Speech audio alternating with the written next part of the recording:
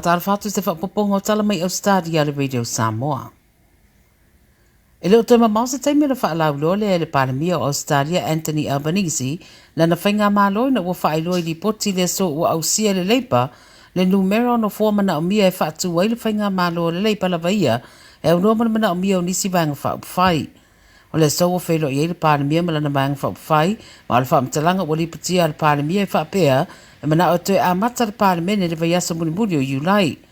Whai mai le paramia te tau lana whainga mālo na a apatu ma ia au fia i le society o tangata ma ia veo se vaenga o lea society o tangata Ausetalia. Lo whaatalitali nei tō telepo ai o la whiriwhiria le paramia tau a vea tō whinga o lana whainga mālo. O se tasi o whaleoloa tele i Ausetalia nei le Audi, ua sila e whaatuina ni whaleoloa i New Zealand, pe ona whaamaoni e se whaamtaranga ma le sui paramia o New Zealand Grant Robertson. Whaeloa se tasi nei o ngai o inga tele o le a whaapopo atu i New Zealand e na o le lua whaleoloa o pito te tele o lo iai. Wha mai le sui paramia o le tali atu lea inisi o whautuanga mai le Commerce Commission ina ua maua i ala tau suenga e le o solonga le leile tūlanga whaatauwanga po le competition mo le au whaatau o New Zealand.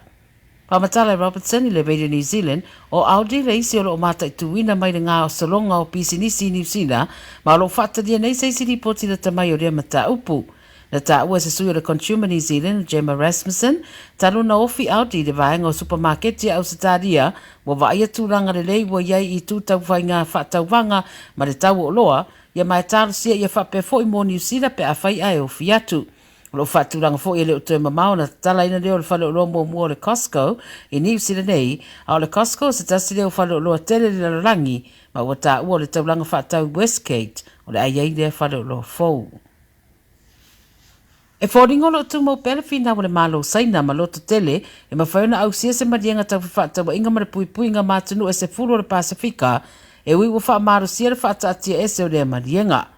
Ta ue li pote le APC na whaia le whaero inga le ministara vai whafua saina Wang Yi ma sui e se fulu ma le Pasifika ai li atore vai aso talo na liki mai se kopi o le Common Development Vision Agreement i le au whaasaralau. Wana nafi fo ina whaalau loa ai le ampasa o saina i fiti le iai o popolenga o nisi o taitai o le Pasifika i mata upolo o au fiatu i lea marienga. Ta ue le ripoti ua wha popo pere au whai o taitai o le Pasifika ua la ngā popolenga e winga i le marienga lea ma le awala o lo wha o ngā e saina e una iai lea marienga ai le malangane le minister o le vai fafo. Lo ta ua i fo se fina ngaro le paramia o Samoa fia me Naomi mata afa sa whaia se whailua inga matu stala e wha apea ua wha tope atu lo nā tunu e saina ma whai mai ai e peo le ta ua le ripoti e le i whaia se wha i unga e wha tatau le marienga ona e le i lava fo i se taimi e sila iai. Ta ua fo se whamtaranga le tamaitai paramia o lo tātou tunu e aona to e whaatara noa le mata upule i seisi whono tanga taitai o le Pasifika le Pacific Islands Forum Leaders Meeting e whaia i a Iulai o le tausanga nei. E nao le tolu tau sanga o se tamaititi wa umolo na ola mai manuanga tinga ina e se wharavlawe tau ta avale na tula e mai le Sunshine Coast wa manulu aire to adi mai au fei mai se fo i tamaiti to tolu. Pai mai leo le ta avale le Mitsubishi Pajero ma le Master SUV feto aire te o le lua i leo le nafi le Sunshine Motorway e latai Coulomb. O le tamaititi tolu tau sanga na i titono le Pajero na ave natu le wharamai mo tong fitinga pe taina umolo na ola le tau na leilai le wharamai. O le li e tolu suruano tau sanga ma le isi tene titi e tolu tau sanga fo ine matua na malanga whatasiane le ta avale lea o lo tau fia i le wharamai. O se tamai tai e tolu suruano tau sanga na malanga ane le Master ma tamaiti e to o lua e sifuru lua tau sanga ma le wha tau sanga na ave fo i le wharamai mo tong fitinga. O lo whaia neisu e su e ngā leo lea whaarablawe matara sanga ina nisi e sira fia ni whamtaranga i e whasoasoan iane.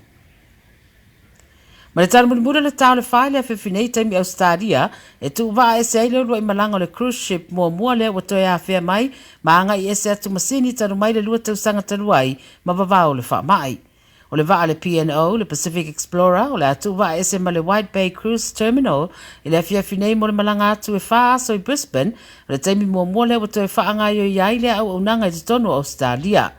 O le taimi o le wha teleina o le wha mai New South Wales na fiei le tele o soifua sairunga o waa wha pea ma whai aiso e suenga e maisa le tau fia o lea au unanga sa ia wha to ato i te tala i se taimi le imamau atu ma alua i lua leo lua i malanga lea e peo na wha tūlanga i le so. Fai lo foi nai masina o lumana iai wa fatu la ngai le taunu mai o isi waa mo le faa wawina o ia foi au onanga e to tele tangata Ausetalia e fia tele iai. Tala nare radio Samoa mai Ausetalia mo le nei au auli.